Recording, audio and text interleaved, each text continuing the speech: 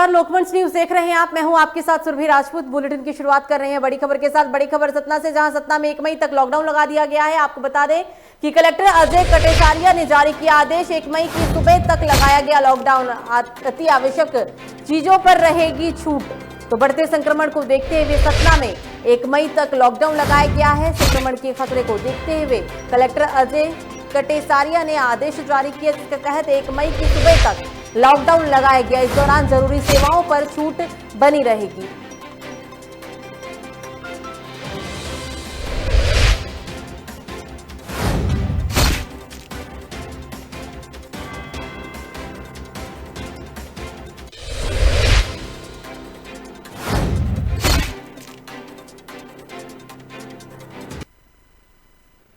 अगली बड़ी खबर राजधानी भोपाल से, जहां राजधानी भोपाल के रेलवे स्टेशन की पटरियों पर तैयार हुआ 320 बेड का अस्पताल। चिकित्सा शिक्षा मंत्री विश्वास सारंग के साथ कलेक्टर अविनाश लवानिया ने किया निरीक्षक। रेलवे प्लेटफॉर्म पीपीटी किट पहनकर तैनात है जीवन रक्षक दल। भोपाल रेलवे स्टेशन के इतिहास में कभी नहीं दिखा ऐसा नजारा।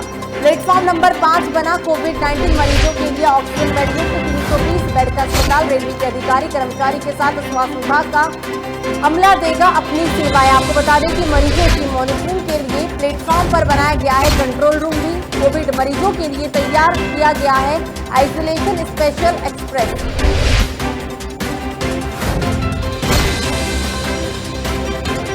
कोविड-19 मरीजों के लिए ऑक्सीजन बेड युक्त 320 बेड का अस्पताल तैयार किया गया है। रेलवे के अधिकारी कर्मचारियों के साथ स्वास्थ्य विभाग का अमला भी अपनी सेवाएं देने के लिए तैयार है। मरीजों की मॉनिटरिंग के लिए प्लेटफॉर्म पर ही कंट्रोल रूम भी तैयार किया गया है। कोविड मरीजों के लिए आइसोलेशन स्पेशल एक्सप्रेस भी तैयार किया गया है।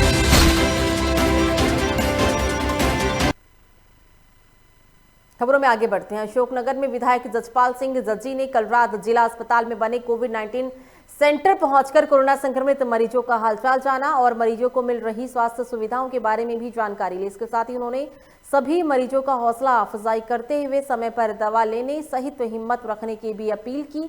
उन्होंने कहा कि हिम्मत रखिए, बालाजी सरकार आपको जल्द ही स्वस्थ करेंगे।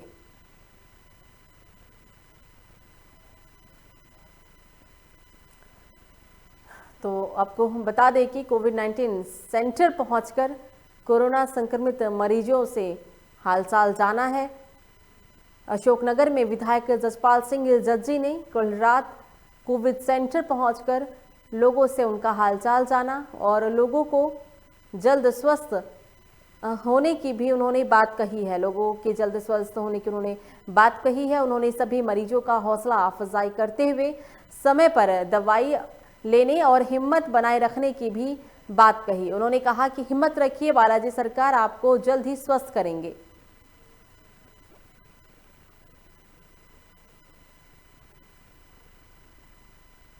तो मध्य प्रदेश मुख्यमंत्री शिवराज सिंह चौहान के निर्देश पर मध्य प्रदेश जन अभियान परिषद पुष्पाराजगढ़ में लगातार बढ़ते हुए कोरोना वायरस के संक्रमण को देखते हुए कोरोना वेंटिलेटर पोर्टल पर पंजीकृत स्वयंसेवक सारथियों के सहयोग से जन जागरूकता अभियान चलाया जा रहा है। कोरोना वेंटिलेटर के रूप में चेतन गुप्ता, धर्मेंद्र गुप्ता, जयप्रकाश गुप्ता, संदीप गुप्ता लगातार ग्रामीण क्षेत्रों में जाकर कोरोना संक्रमण को रोकने के लिए ध्वनि विस्तारक के माध्यम से जागरूकता अभियान चला रहे हैं। इसके साथ ही नगर के मुख्य मार्गों पर दीवार लेखन के माध्यम से भी कोरोना से बचने के लिए निरंतर जागरूक किया जा रहा है। आपको बता दें कि हाल ही में सीएम शिवराज सिंह चौहान ने कोरोना वेंटिलेटर योद्धाओं के काम पर जोर देते हुए कोरोना वॉरियर पोर्टल की शुरुआत की थी।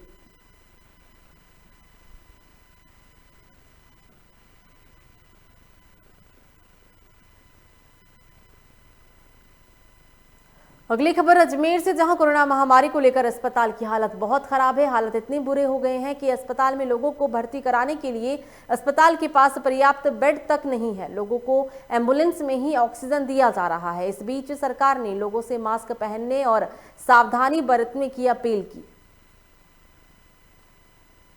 तो ये नज़ारा हम आपको अजमेर के राजस्थान के अजमेर की दिखा रहे हैं। पूरे देश में संक्रमण की वजह से अस्पतालों में बेड खत्म हो चुके हैं।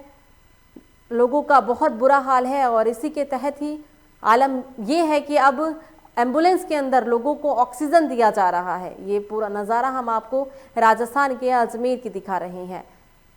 अस्पताल में बेड नहीं है, इसके लिए अस्पताल प्रशासन ऑक्सीजन में ही मरीजों को ऑक्सीजन उपलब्ध करा, एम्बुलेंस के अंदर ऑक्सीजन उपलब्ध करा रहा है।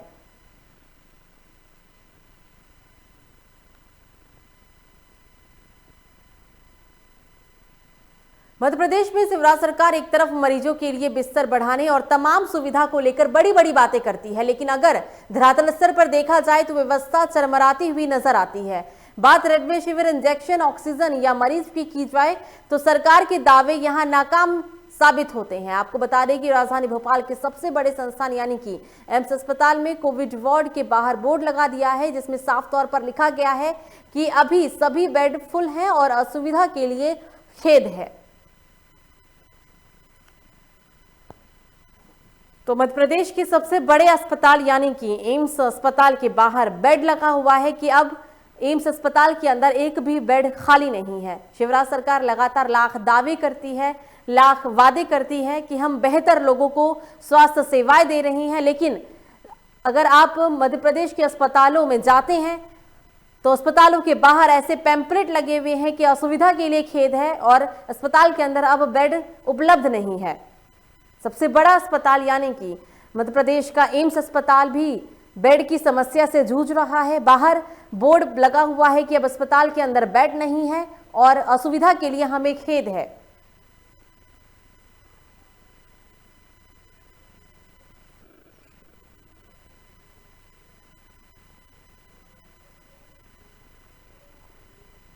खबर उत्तराखंड से, जहां अरिहंत धाम कॉलोनी के वरिष्ठ राजेंद्र चेतावत के मार्गदर्शन में सभी जैन सामुदायिक परिवार ने महावीर जयंती बड़े हर्षोल्लास के साथ मनाया। आपको बता दें कि अपने अपने घर पर अपने परिवार के साथ थाली, लोटा, गिलास बजाकर इस जयंती को मनाया गया है। इस अवसर पर जैन परिवार के लोगों ने महावीर भगवान से प्रार्थना की कि जल्दी से कोरोना वायरस की जंग में जीत मिले और भारत कोरोना मुक्त हो।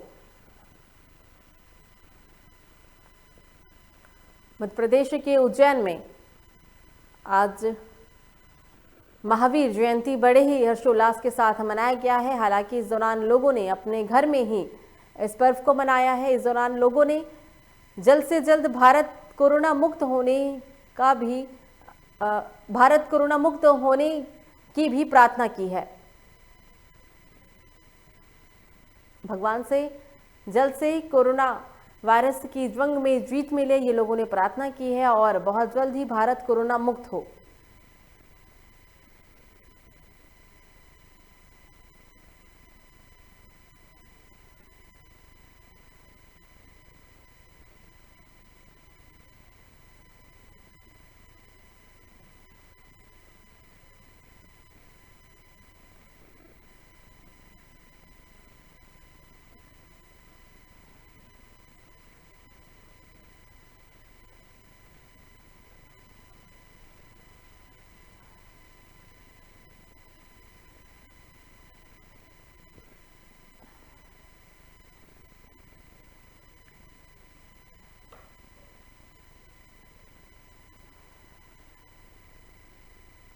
खबर रीवा से, जहां कोरोना महामारी के बढ़ते मामलों को लेकर प्रशासन लोगों से सख्ती बरतने के आदेश दे रहा है। कुछ लोग आदेशों को ताक पर रखकर कोरोना गाइडलाइन की जमकर धज्जियां भी उड़ाते नजर आ रही हैं। लोगों को जागरूक करते हुए सोशल मीडिया पर 2 बच्चों का वीडियो वायरल हो रहा है, जिसमें दोनों ही बच्चों ने लोगों से घरों में रहने की अपील की और साथ ही घर से बाहर निकलते हुए मास्क पहनने की भी सलाह दी है।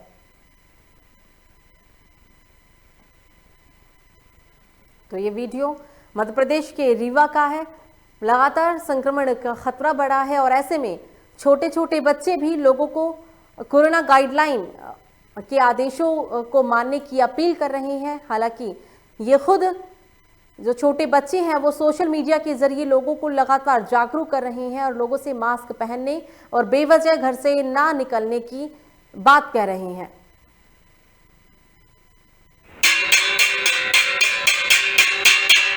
कोरोना से बचने के लिए मास्क लगाना चाहिए और हाथ सैनिटाइजर करना चाहिए और घर में रहना चाहिए, कहीं नहीं जाना चाहिए। कोरोना है, कोरोना, कोरोना है, घर पे ही रहना, जाना पड़े तो मास्क पहनना, सैनिटाइजर लगाना,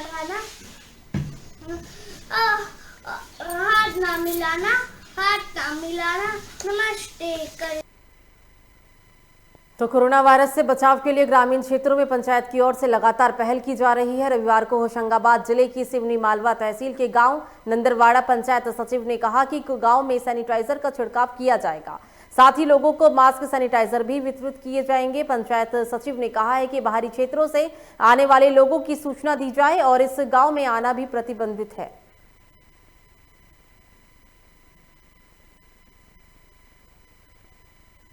ग्राम पंचायत नंदरवाड़ा सुरक्षा को देखते हुए, कोविड-19 की सुरक्षा को देखते हुए ग्राम पंचायत नंदरवाड़ा में आज सैनिटाइजर का छिड़काव किया जा रहा है। पूरे गांव की एक एक गली, एक एक मोहल्ले और एक एक गलियों में हर जगह पे सैनिटाइजर किया जा रहा है। जिनके यहाँ पर कोविड का से डेथ हो गई थी साहू जी के यहाँ, उनके यहाँ पूरे घर में सैनिटाइज किया गया और पूरे गाँव में, मार्केट में, पूरी एक एक प्रत्येक गली में सैनिटाइजर किया गया।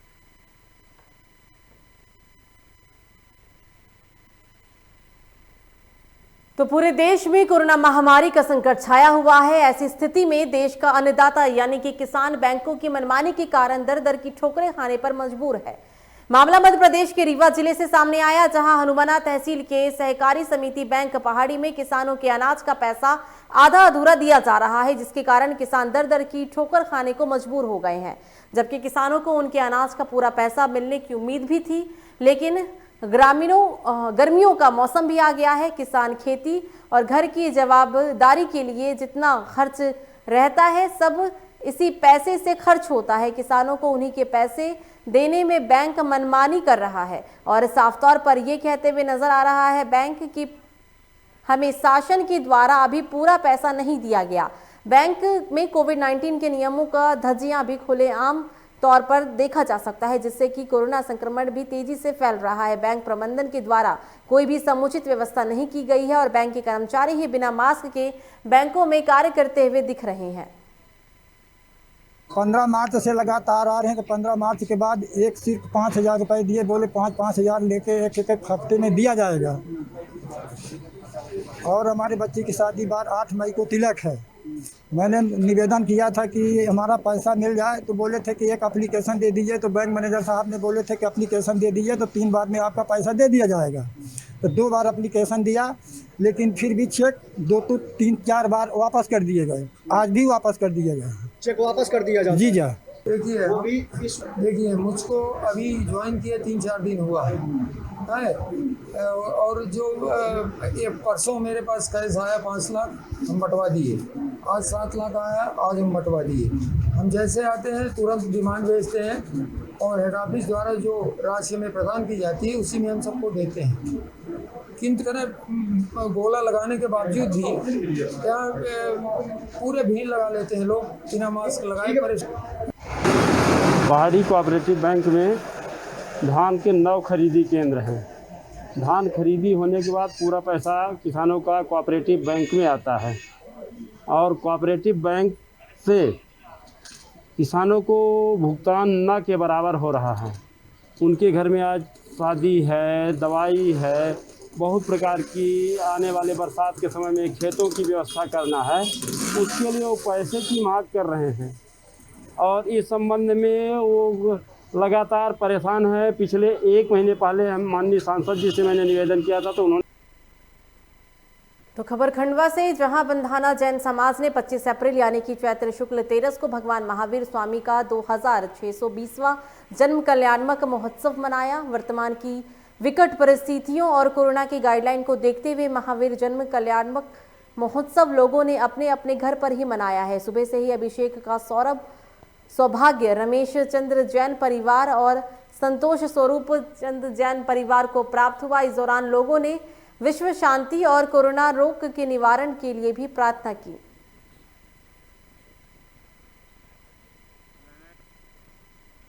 खबर इंदौर से है, जहां इच्छापुर हाईवे पर एक ट्रक ने 2 बाइक सवार को टक्कर मार दी, जिससे कि इस हादसे में एक युवक की मौके पर ही मौत हो गई और 2 लोग गंभीर रूप से घायल हो गए। बताया जा रहा है कि ट्रक काफी तेज रफ्तार में आ रहा था, जिसकी वजह से ट्रक बेकाबू हो गया और दोनों बाइक सवार को रौंद दिया, जिससे कि दोनों युवकों की मौके पर ही मौत हो गई। घटना की जानकारी मिलते ही मौके पर पहुंची पुलिस ने शव को कब्जे में लेकर पोस्टमार्टम के लिए भेज दिया है। इस दौरान पुलिस ने ड्राइवर पर कार्रवाई करते हुए भी ट्रक को जब्त कर लिया है। खबर जबलपुर से है, जहां एक व्यक्ति ने अपनी पत्नी के प्रेमी की चाकुओं से गोदकर हत्या कर दी और अपनी पत्नी पर भी चाकुओं से हमला करके उसे घायल कर दिया। मिली जानकारी के मुताबिक बस्ती में रहने वाली नीतू जाटव का विवाह रामप्रसाद जाटव से हुआ था, जिसके 3 बच्चे, जिसमें 2 लड़की और 1 लड़का था। लेकिन रामप्रसाद अपनी पत्नी नीतू के साथ दूसरे व्यक्तिगत के साथ संबंध को लेकर मारपीट किया करता था, जिसकी वजह से तंग आकर महिला अपनी प्रेमी के साथ 9 महीने पहले भोपाल चली गई थी। लेकिन बच्ची की तबीयत को लेकर रामप्रसाद ने अपनी पत्नी और उसके प्रेमी को वापस जबलपुर बुलाया और महिला के प्रेमी के ऊपर चाकुओं से हमला कर दिया। इस घटना में महिला का प्रेमी गंभीर रूप से घायल हो गया और अस्पताल में इलाज के दौरान उसकी मौत हो गई। घटना की सूचना पाकर मौके पर पहुंची पुलिस ने शव को कब्जे में लेकर पोस्टमार्टम के लिए भेज दिया। फिलहाल पुलिस ने इस मामले में आरोपी पति के खिलाफ एफआईआर दर्ज कर लिया है और आरोपी की तलाश में पुलिस जुटी हुई है। जालौर में जिला प्रशासन के सामने दोहरी चुनौती है, एक तरफ कोरोना संक्रमण और दूसरा तरफ मतदान। आपको बता दें कि रविवार को पोलिंग पार्टियों पर 1845 मतदान स्थल पर पहुंचाई जाएगी, लेकिन गांव के लोगों को कोरोना गाइडलाइन का पालन करवाना थोड़ा मुश्किल जरूर होगा। जालौर के सभी पोलिंग पार्टी स्थलों पर सैकड़ों लोग इकट्ठा हो जाते हैं, जिसको लेकर कोरोना गाइडलाइन की धज्जियां उड़ाने का भी अब संदेह बना हुआ है। मौके पर पहुंचे एसडीएम प्रमिल कुमार ने पूछा तो उन्होंने कहा है कि हम कोरोना गाइडलाइन का पालन करवाने की कोशिश कर रहे हैं।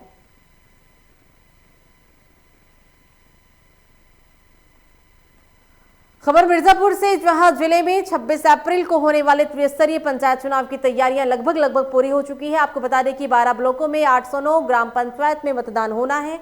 वहीं मिर्जापुर जिले में भी 12,416 पदों के लिए 18,700 प्रत्याशी मैदान में हैं, जिस पर जिलाधिकारी ने कहा है कि मतदान केंद्रों पर मास्क, सैनिटाइजर पहुंचा दिया गया है और मतदाताओं से अपील भी की गई है कि सोशल डिस्टेंसिंग का पालन करते हुए ही मतदान का प्रयोग करें।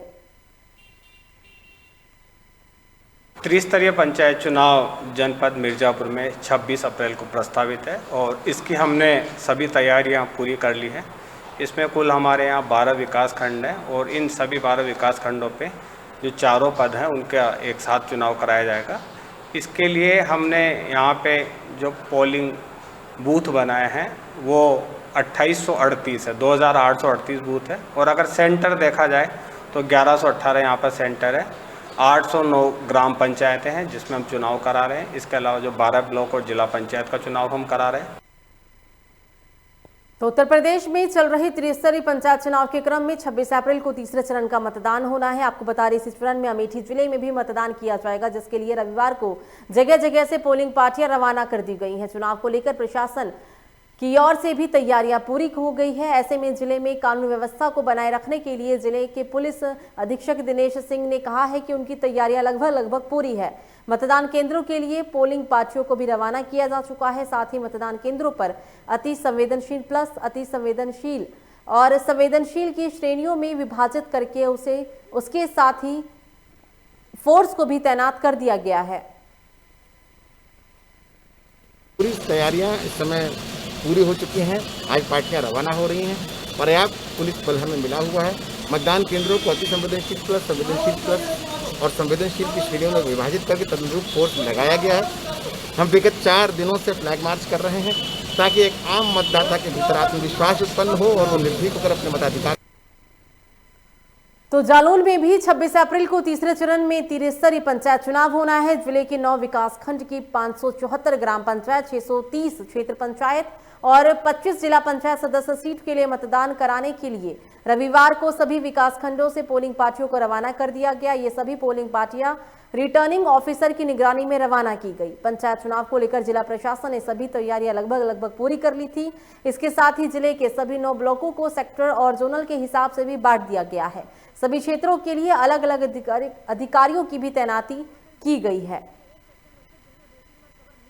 सेक्टर, बहुत सारे बूथ ऐसे हैं जिन्हें एक सेक्टर मजिस्ट्रेट दिन में 2-3 बार कवर नहीं कर सकता, तो ऐसे बूथ की हमने पहचान करके 52 जो है वो सेक्टर स्टैटिक मजिस्ट्रेट भी लगाए हैं। हमारे पास 113 अति संवेदनशील प्लस बूथ हैं, उन पर हमें वीडियोग्राफी की व्यवस्था भी कराई जाएगी और अतिरिक्त पुलिस बल भी दिया जाएगा। इसके लिए हमने आवश्यक वाहन की, जो हमारी डिमांड थी भारी और हल्के वाहन की, वो हमने अधिग्रहण कर ली है। तो खबर देवरिया से, जहां कोरोना महामारी के बीच पंचायत चुनाव संपन्न कराने को लेकर प्रशासन की मुस्तैदी दिखाई दे रही है। जिले में होने वाले पंचायत चुनाव को लेकर पोलिंग पार्टियां मतदान केंद्रों के लिए रवाना हो चुकी है। आपको बता दें, जिले में कुल 24,39,461 मतदाता हैं, जो 1,463 मतदान केंद्रों के 3,831 मतदेय स्थल पर अपने मताधिकार का प्रयोग करेंगे। कल तीसरे चरण का चुनाव होना है। 20 जिलों में ये चुनाव होगा और इसके लिए प्रशासन की जो तैयारियां हैं वो लगभग पूरी है। प्रशासन की तरफ से कोरोना गाइडलाइन को मनवाने के लिए भी पूरी तैयारी की जा चुकी है। पोलिंग पार्टियों को आज रवाना भी कर दिया जा चुका। कल यूपी के 20 जिलों में पंचायत चुनाव होगा। कल तीसरे चरण का चुनाव है। त्रिस्तरीय पंचायत चुनाव में लगभग प्रशासन के द्वारा तैयारी जो है वो पूरी हो गई है।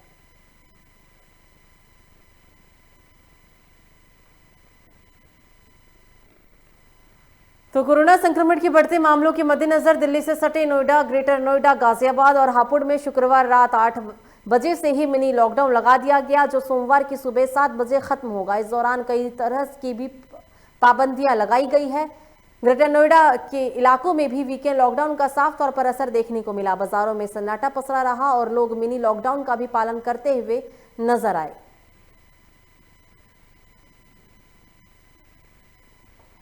यूपी में 2 दिन का लॉकडाउन है। शनिवार और रविवार के दिन 2 दिन का लॉकडाउन, और इस दौरान यूपी के सड़कों पर मिनी लॉकडाउन का लोगों ने बखूबी पालन भी किया है। ये जो नज़ारा हम आपको दिखा रहे हैं वो ग्रेटर नोएडा का दिखा रही है, जहां सड़कें सूनी है, बाजार बंद है और पुलिस प्रशासन लोगों से मिनी लॉकडाउन का पालन भी करवाते हुए नजर आ रहा है। बेवजह जो भी लोग घर से बाहर निकलते हुए नजर आ रहे हैं, पुलिस के द्वारा चालानी कार्रवाई भी देखने को मिल रही है। कोरोना के मरीजों के आंकड़े लगातार बढ़ने के बाद में उत्तर प्रदेश सरकार ने एक अहम फैसला लेते हुए वीकेंड लॉकडाउन का आयोजन किया है। ये आपको बता दें, हम इसमें ग्रेटर नोएडा के कासना कस्बे में खड़े हैं, जहां पर सड़कों पर वीकेंड लॉकडाउन का असर देखने को मिल रहा है। ये हम अपने कैमरे दिल्ली से कहेंगे कि आपको इधर का नज़ारा दिखाएगा कि ये जो सड़क आप देख रहे हैं, ये बुलंदशहर सिकंदराबाद से होते हुए अलीगढ़ गाजियाबाद को जोड़ती है। और इधर भी आप देख सकते हैं, ये जो सड़कें हैं, ये भीड़ भाड़ इलाका वाला क्षेत्र है, जहां पर वीकेंड लॉकडाउन के बाद में इन सड़कों पर जो गाड़ियां रेंगती हुई नज़र आती थी, आज वही सड़कें पूरी सुनसान पड़ी हुई हैं। जो प्रशासन की बात करते हैं, तो प्रशासन जो है सरेआम गौतम बुद्ध कमिश्नर आलोक सिंह के आदेशों की धज्जियां उड़ा रही होगी। आप देख सकते हैं कि जहां पर वीकेंड लॉकडाउन का आयोजन किया गया है, वहां पर प्रशासन तैनात होना चाहिए चप्पे चप्पे पर। यहाँ पर कोई भी प्रशासन नहीं देखने को मिल रहा है। कैमरा जर्नलिस्ट करम गौतम के साथ सतीश श्रीवास्तव, लोकमंच, ग्रेटर नोएडा।